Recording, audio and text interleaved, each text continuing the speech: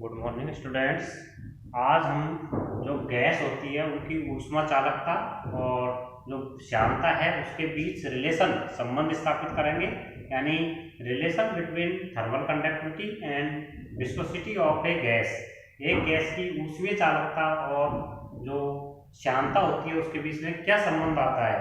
तो पहले के चैप्टर में हमने जो थर्मल कंडक्टिविटी है और ऊष्मा चालक जो विस्कोसिटी है, श्यानता है, उसके बारे में हम अध्ययन कर चुके हैं। तो इसका अध्ययन करने से एक बार हम पुनरावृत्ति यूँ करते हैं कि सबसे पहले हमने ये पढ़ा था कि कोई भी गैस होती है वो साम्य अवस्था में होती है, यानी इक्विलिब्रियम स्टेट में रहती है।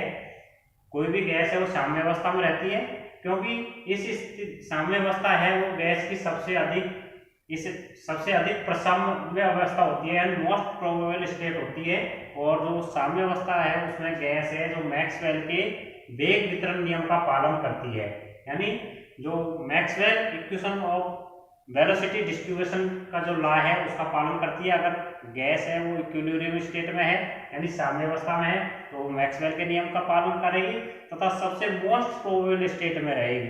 यदि गैस साम्य अवस्था में नहीं हो यानी इक्विलिब्रियम स्टेट में नहीं है गैस, तो क्या क्या घटनाएं घटित हो सकती है।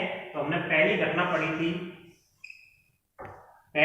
पढ़ी थी कि अगर विभिन्न भागों में गैस के वेग है वो भिन्न भिन्न होते हैं। कोई भी गैस है वो अलग अलग भागों में है तो उसकी जो वेलोसिटी है यानी वेग है वो भिन्न भिन्न होते हैं।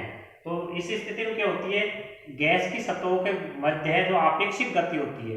गैस की जो सरफेस है, अलग अलग सरफेस है, उनके बीच रिलेटिव मोशन होगी यानी आपेक्षीय गति होती है।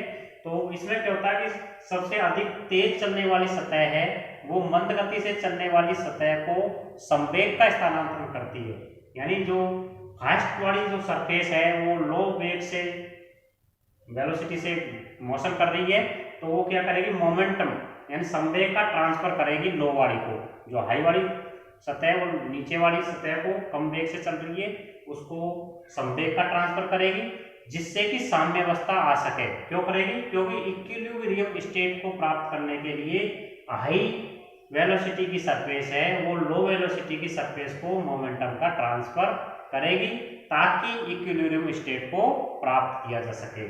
तो इस घटना के कारण क्या होता है, इस घटना के कारण विस्कोसिटी यानी श्यानता की उत्पत्ति होती है। तो हम एक तो श्यानता के बारे में पढ़ेंगे, तो श्यानता इस तरह से उत्पन्न हुई। दूसरी कंडीशन ये होती है कि गैस के विभिन्न भाग होते हैं उनमें भिन्न भिन्न ताप होते हैं, यानी गैस के अलग अलग भागों में गैस का टेम्परेचर है वो डिफरेंट होता है। तो इस स्थिति में क्या होता है कि जो गैस के मॉलिक्यूल्स है यानी गैस के अणु है वो अधिक ताप वाले क्षेत्र से लो ताप वाले क्षेत्र की ओर गतिज ऊर्जा का अभिगमन, गतिज ऊर्जा का स्थानांतरण करते हैं। यानी हाई टेम्परेचर वाले मॉलिक्यूल्स है उस रीजन से लो टेम्परेचर वाला रीजन है उसकी तरफ जो काइनेटिक एनर्जी है उसका ट्रांसफर करते हैं, यानी स्थानांतरित गतिज ऊर्जा को स्थानांतरित करते हैं। ताकि क्यों करते हैं, ताकि साम्य अवस्था को प्राप्त किया जा सके, ताकि मतलब साम्य अवस्था, ताकि इक्विलिब्रियम स्टेट है वो प्राप्त हो सके। तो इस घटना के कारण ऊष्मीय चालकता यानी जो गैस है उनके मॉलिक्यूल्स द्वारा जो गतिज ऊर्जा का स्थानांतरण या अभिगमन ट्रांसपोर्टेशन होता है, काइनेटिक एनर्जी का ट्रांसफॉर्मेशन या ट्रांसपोर्ट के कारण जो घटना होती है वो थर्मल कंडक्टिविटी यानी ऊष्मीय चालकता की घटना घटित होती है। ये दो घटना पढ़ी थी हमने, तीसरी घटना भी है लेकिन हम दोनों के बीच संबंध स्थापित रिलेशन निकाल रहे हैं। तो गैस के गति मॉडल के आधार पर जो गैस की ऊष्मीय चालकता है और जो विस्कोसिटी है उसके हमने फॉर्मूला एक्सप्रेशन निकाले थे पहले। तो सबसे पहले हम ऊष्मीय चालकता, गैस की ऊष्मीय चालकता,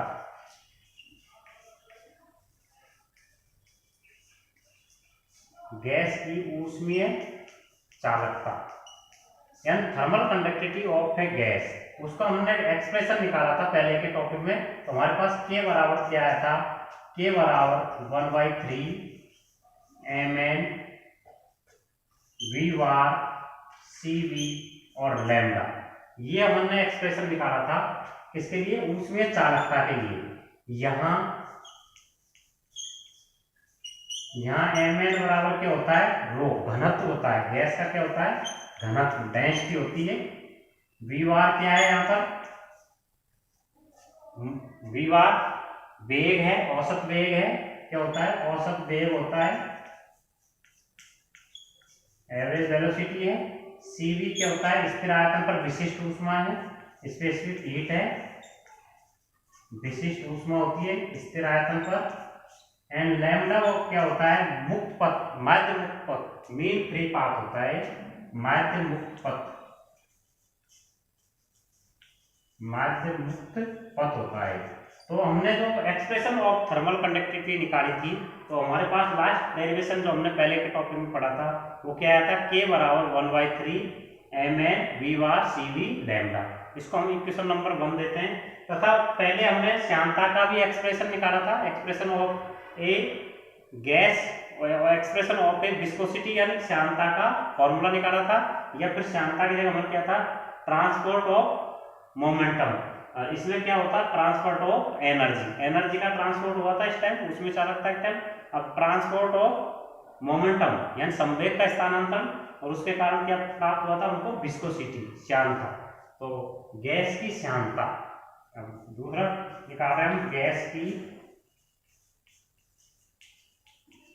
श्यानता यानी विस्कोसिटी। कोई भी गैस है उसकी श्यानता का एक्सप्रेशन निकाला था हमने पहले के टॉपिक में, तो उसके रूप में हमने गैस की श्यानता को किससे व्यक्त किया था, ईटा से। तो ईटा बराबर प्राप्त हुआ था हमको 1/3 mn v बार और लैम्डा, या फिर रो कह सकते हैं सीधे, इसको इस रूप में लिख सकते हैं अपन, 1/3 mn की जगह क्या लिख देंगे, रो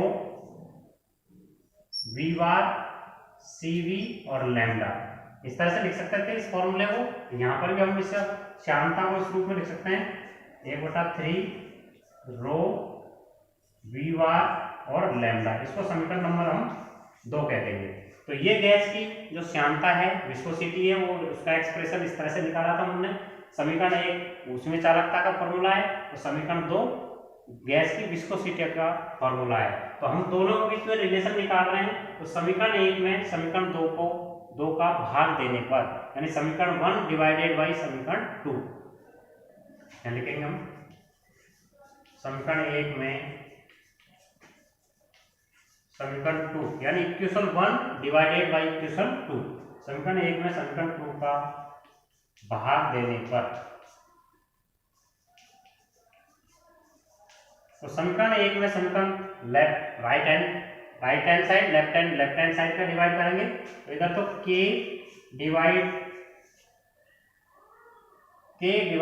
n, यानी उसमें चालकता डिवाइड विस्कोसिटी गुणांक, तो क्या आएगा, 1/3 से 1/3 कैंसिल हो जाएगा, रो से रो कैंसिल हो जाएगा, वी बार से वी बार कैंसिल हो जाएगा, एंड लैम्डा से लैम्डा कैंसिल हो जाएगा, केवल cv बचेगा, क्या बचेगा, cv। तो ये रिलेशन आ जाता है हमारे बीच, क्या रिलेशन आ जाता है, k वाई ईटा बराबर c वाई v, स्थिर आयतन पर विशिष्ट ऊष्मा, यानी यही रिलेशन है। This is relation between thermal conductivity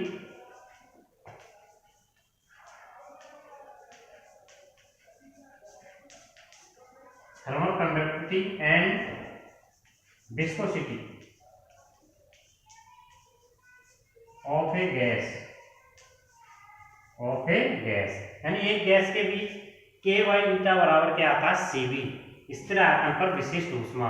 यदि हम समीकरण 1 है, समीकरण 1 था ये, इसको अगर हम अल्फा से डिनोट करें, सॉरी इसको बीटा से डिनोट करें, समीकरण 1 को बीटा से, और समीकरण 2 है इसको अगर अल्फा से डिनोट करें,